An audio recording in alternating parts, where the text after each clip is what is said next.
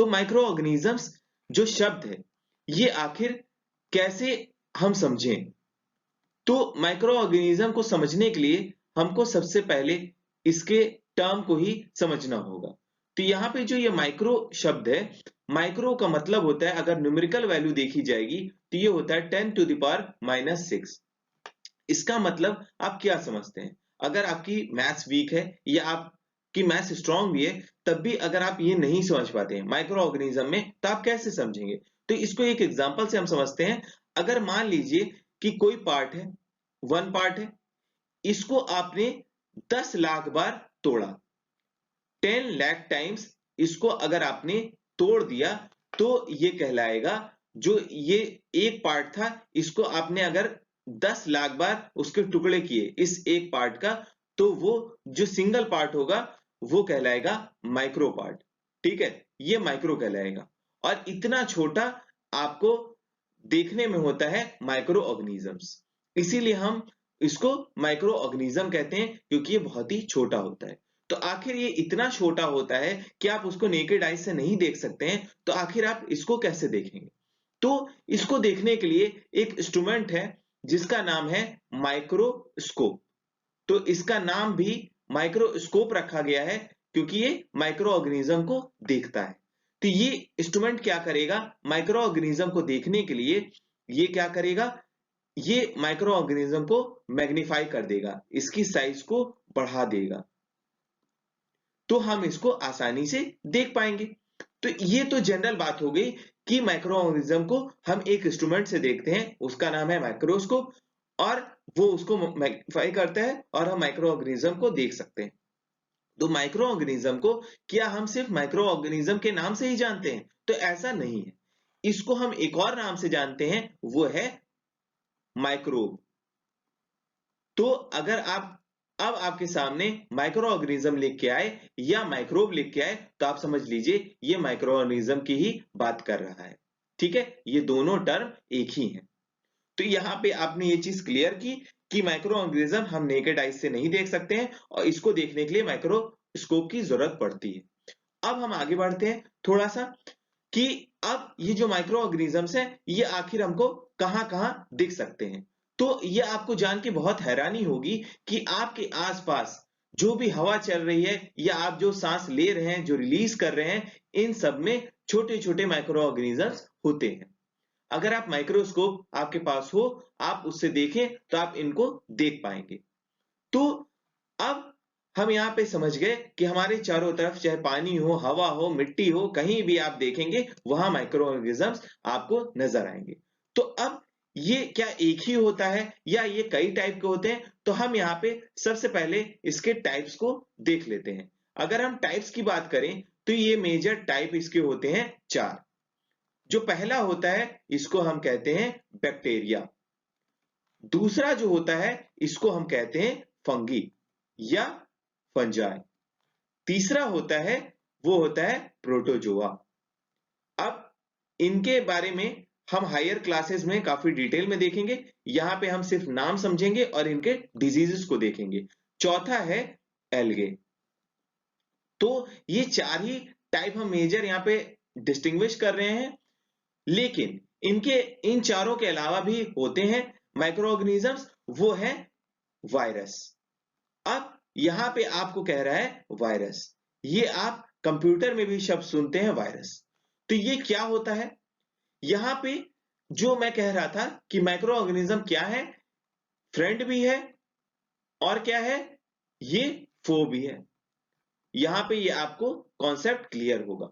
तो फो क्या है? यहां पे फो हम कह सकते हैं ये एनिमी के लिए हम कह रहे हैं, ये हमको हार्म पहुंचाते हैं इसलिए हम इसको फो कह रहे हैं।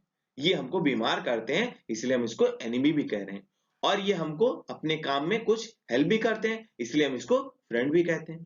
तो यहाँ पे ये जो 4 थे, यहाँ पे बैक्टीरिया, फंगी, प्रोटोजोआ या एल्गे, ये हमको किसी न किसी रूप में हेल्प करते हैं और हमको ये डिजीज भी देते हैं। तो ये मेजरली हम इसको कह सकते हैं एक तरीके से ये फ्रेंड भी है और ये एनिमी भी है। लेकिन अगर हम वायरस की बात करें तो वायरस क्या है? वायरस तो मेनली फो ही होता है, एनिमी ही होता है। ठीक है, ये आपको यहाँ पे क्लियर हो गया। अब वायरस जो है ये क्या होते हैं, ये कहाँ पे प्रेजेंट रहते हैं, अब हम उसको देखते हैं। ये जो बैक्टीरिया है, फंगी है, प्रोटोजोआ है, एल्गे हैं, ये हमारे बॉडी के बाहर भी हो सकते हैं, ये अंदर भी हो सकते हैं। लेकिन जो ये वायरस है ये हमेशा हमारी बॉडी के अंदर ही होगा। तो आप यहाँ पे ये समझ गए कि ये हमेशा इनसाइड द बॉडी होगा, ये बॉडी के हमेशा अंदर ही प्रेजेंट होगा। ठीक है, और ये अंदर में बॉडी में कहां पे प्रेजेंट होगा, ये हमारी बॉडी के सेल्स में प्रेजेंट होगा। आप जानते हैं सेल्स ही हमारे डिफरेंट फंक्शंस को करने में हेल्प करता है। अब यहाँ पे हमने ये चीजें समझ ली कि ये कहां कहां प्रेजेंट होते हैं, कैसे होते हैं। अब हम देख लेते हैं इनसे कौन कौन से डिजीजेस हो सकते हैं। तो हम सबसे पहले यहाँ पे वायरस की बात कर रहे हैं, वायरस को हमने काफी डिटेल में यहाँ पे समझा है। तो सबसे पहले हम यहाँ पे वायरस को समझते हैं। अब यहाँ पे मैं आपको हाईलाइट कर दे रहा हूं, ये जो मैं अब बताने जा रहा हूं यहाँ पे आप देखते रहिए। अगर हम यहाँ पे वायरस की बात करते हैं तो वायरस से हमको होता है कोल्ड, इन्फ्लुएंजा या कफ। ठीक है, और ये हमारा क्या है, ये वायरस से हो रहा है। अगर हम सीरियस डिजीजेस की बात करें, जो खतरनाक डिजीजेस हैं जो कि वायरस से हो रहे हैं, वो है क्या, पोलियो और चिकन पॉक्स। ठीक है, ये दो हैं, इनको मैं यहां पे लिख दे रहा हूं, आप याद रखिएगा कि ये बहुत ही इंपॉर्टेंट है। क्या है, पोलियो, ये आपके एग्जाम में आता है, हमेशा पूछा जाता है।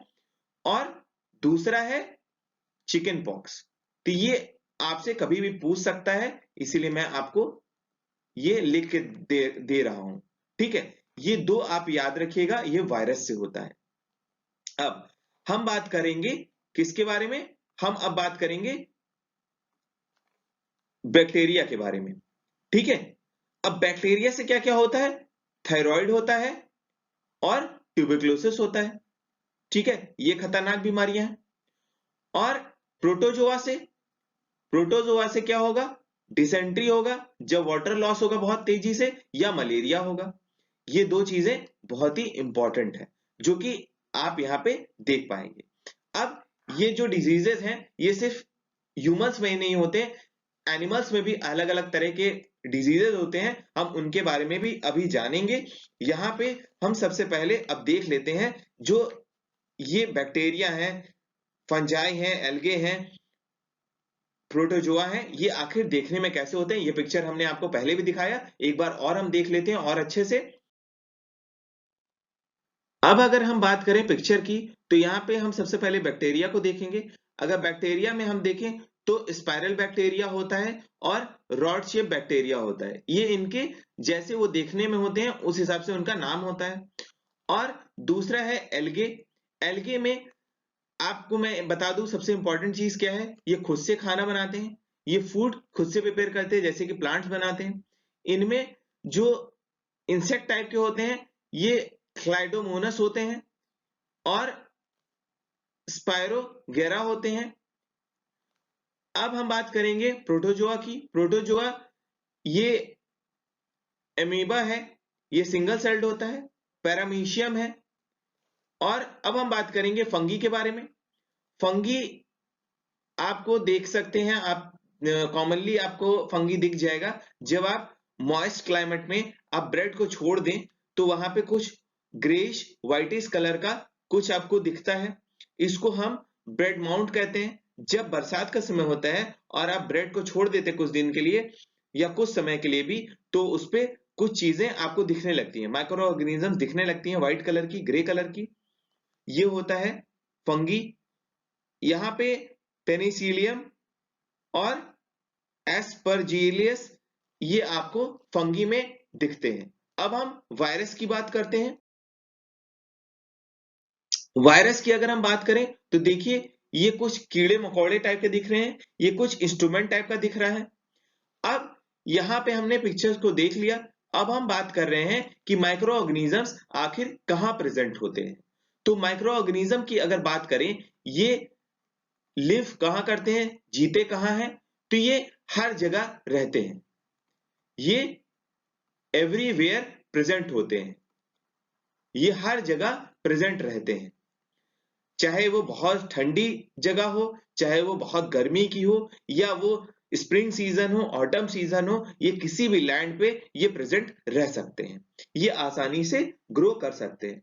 ये फ्रीली भी रह सकते हैं और किसी ऑर्गेनिज्म के ऊपर भी रह सकते हैं। ये किसी ऑर्गेनिज्म के अंदर भी रह सकते हैं, बाहर भी रह सकते हैं। तो ये बहुत ही डाइवर्स होते हैं, ये कहीं भी रह सकते हैं। अब अगर हम माइक्रो ऑर्गेनिज्म के सेल की बात करें, इनमें कितने टाइप के सेल होते हैं, किस टाइप के होते हैं, तो इनके बारे में थोड़ा सा हम डिस्कस कर लेते हैं। तो माइक्रो ऑर्गेनिज्म के अगर सेल की बात करें, तो इसमें क्या है, ये सिंगल सेल्ड भी हैं।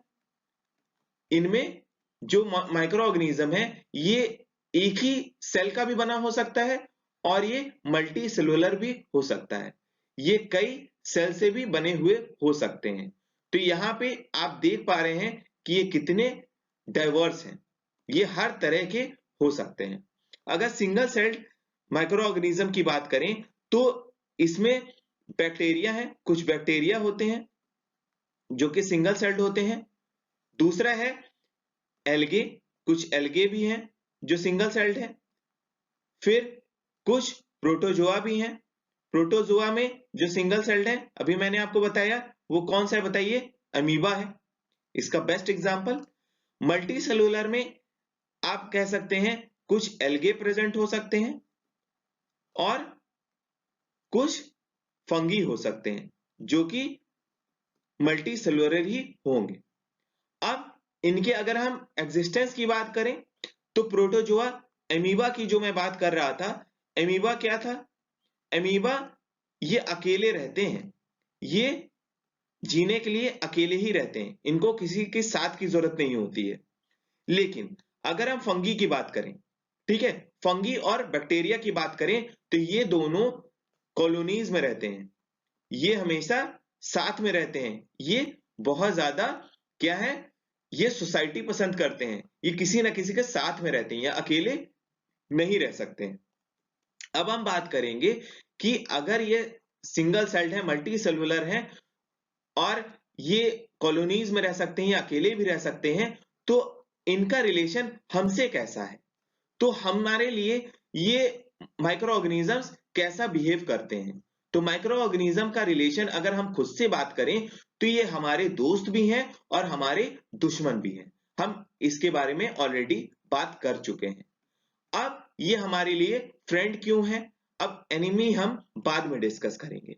तो फ्रेंड की अगर हम बात कर रहे हैं, फ्रेंडली ऑर्गेनिजम्स की बात कर रहे हैं, अगर ये फ्रेंडली हैं तो हम इनको फ्रेंडली ऑर्गेनिजम्स कहेंगे। और ये आखिर क्यों है, तो हमारे पास दूध रहता है, हम जानते हैं मिल्क हमारे पास प्रेजेंट रहता है। हम फ्रेंडली माइक्रो ऑर्गेनिजम्स की मदद से, इनकी मदद से क्या करते हैं, इस दूध को कर्ड में चेंज कर देते हैं, दही में बदल देते हैं, या चीज में बदल देते हैं, या हम इसको इससे रिलेटेड कुछ भी कर सकते हैं, या हम इसको घी में भी बदल सकते हैं। ठीक है, तो ये सब चीजें हम जानते हैं, ये हमने काफी फूड आइटम्स में पढ़ा भी है। ठीक है, हम ये देखते रहते हैं। अब अगर हम बात कर रहे हैं यहाँ पे फ्रेंडली माइक्रो ऑर्गेनिजम्स में, तो ये कौन है जो ये कर रहे हैं, तो यहाँ पे मेनली जो कर्ड में चेंज कर रहा है माइक्रो ऑर्गेनिज्म, ये बैक्टीरियम होते हैं, बैक्टीरिया होता है, उसका नाम क्या है, ये है लैक्टोबैसिलस। ठीक है, लैक्टोबैसिलस ये दूध को दही में बदलता है। ठीक है, ये आपने समझ लिया, ये बहुत ही इंपॉर्टेंट है। और कुछ जो ये फ्रेंडली ऑर्गेनिजम्स हैं, माइक्रो ऑर्गेनिजम्स, ये पिकल बनाने में, इन सब में मदद करते हैं, मतलब ये खराब नहीं होने देते हैं। और ये जो माइक्रो ऑर्गेनिजम्स हैं, ये इडली, भटूरा, रवा, जो कि सूजी कह सकते हैं आप, इसमें ये मदद करते हैं हमको ये बनाने में। ठीक है, तो यहाँ पे आपने देखा कि जो बैक्टीरिया है ये हमारे लिए कितना हेल्पफुल है। ठीक है, तो ये मेजर काम आप देख पा रहे हैं हम बैक्टीरिया से ही कर रहे हैं। अब हम आगे और भी चीजों को यहाँ पे देखेंगे कि और कौन कौन से हमारे फ्रेंडली माइक्रो ऑर्गेनिजम्स हैं। अब हम यहाँ पे एक और माइक्रो ऑर्गेनिज्म की बात करने जा रहे हैं। वो माइक्रो ऑर्गेनिज्म है ईस्ट। अब ये ईस्ट किस चीज में मदद करता है? हमने अभी बैक्टीरिया का देखा कि वो मिल्क को कर्ड में बदलता है। ईस्ट क्या करता है? ये हमेशा आप देखेंगे कोई भी बेकिंग इंडस्ट्री होती है, वहां पे हम ईस्ट का इस्तेमाल करते हैं। तो ये क्यों करते हैं, अब हम इसको समझते हैं। बेकिंग इंडस्ट्रीज में क्या होता है कि हम हमेशा जो आटा बनाते हैं वो मैदे से या किसी और भी चीज से, वहां पे क्या करते हैं, हम उसमें ईस्ट को मिला देते हैं। ईस्ट बहुत तेजी से कार्बन डाइऑक्साइड को रिलीज करता है, ये हमेशा गिव आउट करता है। और ये क्या करेगा, ये कार्बन डाइऑक्साइड जो वो आटा रहेगा उसमें जो स्पेस होगा उसमें वो घुस जाएगा और वो फिल कर देगा, और इससे क्या होगा, आटा फूल जाएगा। ठीक है, ये आप जनरली देखते हैं। इसीलिए आप बेकिंग इंडस्ट्रीज में देखेंगे ब्रेड बनाने के लिए या पेस्ट्रीज बनाने के लिए, केक्स बनाने के लिए हम ईस्ट का इस्तेमाल करते हैं। अब ईस्ट का कमर्शियल यूज क्या है, फैक्ट्रीज में क्या यूज है? मेजर जो बहुत बड़ी फैक्ट्रीज हैं वहां पे ईस्ट का इस्तेमाल हम करते हैं। हम क्या करेंगे, शुगर को हम मिला देंगे, शुगर में हम मिला देंगे ईस्ट को, और वो कुछ देर के लिए छोड़ देंगे। तो क्या होगा, वो अल्कोहल में चेंज हो जाएगा, वो वाइन में चेंज हो जाएगा। ठीक है, आप जानते हैं वाइन बहुत अच्छी चीज नहीं होती है, अल्कोहल बहुत अच्छा चीज नहीं होता है। लेकिन अगर यही अल्कोहल हम अगर ज्यादा लेते हैं तो ये हमारे लिए बहुत हार्मफुल है। लेकिन अगर हम कुछ मात्रा में, कुछ क्वांटिटी में अगर हम इसको मेडिसिन में यूज करते हैं तो वो हमारी तबीयत को सही कर देता है। तो ये जो प्रोसेस है शुगर से अल्कोहल चेंज करने का, इसको हम कहते हैं फर्मेंटेशन। क्या कहते हैं? फर्मेंटेशन। और इसकी खोज किसने की थी? इसकी खोज की थी लुईस पाश्चर ने। लुईस पाश्चर ने एक और खोज की थी, वो है पाश्चरेशन। हम उसको बाद में डिस्कस करेंगे, सबसे पहले हम बात कर लेते हैं फर्मेंटेशन की। तो फर्मेंटेशन की खोज कब हुई थी? फर्मेंटेशन की खोज लुईस पाश्चर ने 1857 में की थी।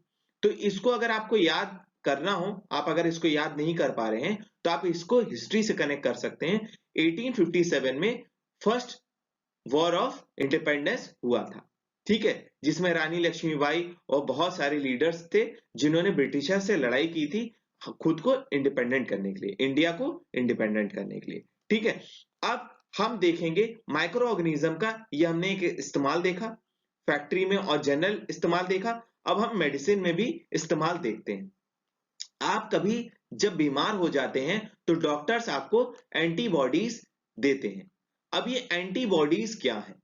एंटीबॉडीज अगर आप जनरली समझें तो एंटीबॉडीज से आप क्या समझते हैं? एंटीबॉडीज आप समझ लीजिए ये छोटे छोटे माइक्रो ऑर्गेनिज्म से बने हुए मेडिसिन हैं। ये एंटीबॉडीज क्या करते हैं, जो आपकी डिजीज है उससे लड़ते हैं। अब ये एंटीबॉडीज कैसे हमारी बॉडी में एंटर करेंगे?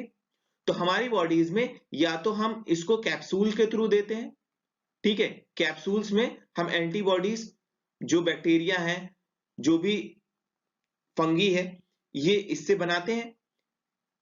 तो ये एंटीबॉडीज को हम कैप्सूल में मिला देते हैं, या कैप्सूल उससे बनाते हैं, या हम इसको सीधे इंजेक्शन से इंजेक्ट कर देते हैं।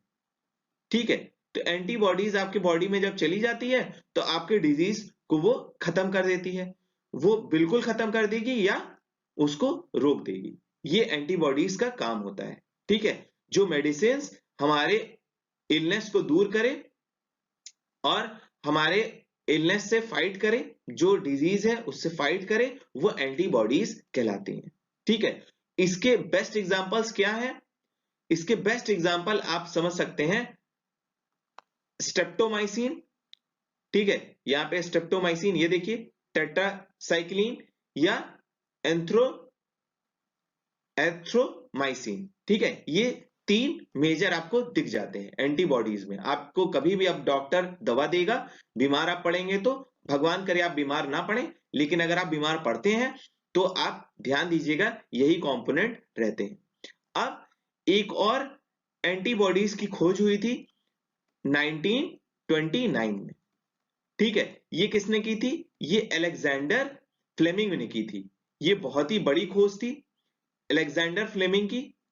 इन्होंने फ्लेमिंग ने क्या किया, ये अपने एक्सपेरिमेंट के दौरान इन्होंने अपने जो एक्सपेरिमेंट वो कर रहे थे वहां पे क्लस्टर में उन्होंने देखा कि कुछ बैक्टीरिया है और उसमें उन्होंने खोजा कि पेनिसिलिन होता है। पेनिसिलिन क्या हो रहा था, जब उन्होंने खोजा, देखा कि पेनिसिलिन उस बैक्टीरिया को बढ़ने नहीं दे रहा है या तो उसको मार दे रहा है। तो ये सबसे बड़ी खोज की थी अलेक्जेंडर फ्लेमिंग ने 1929 में। ठीक है, ये हमने यहाँ पे देख लिया कि कैसे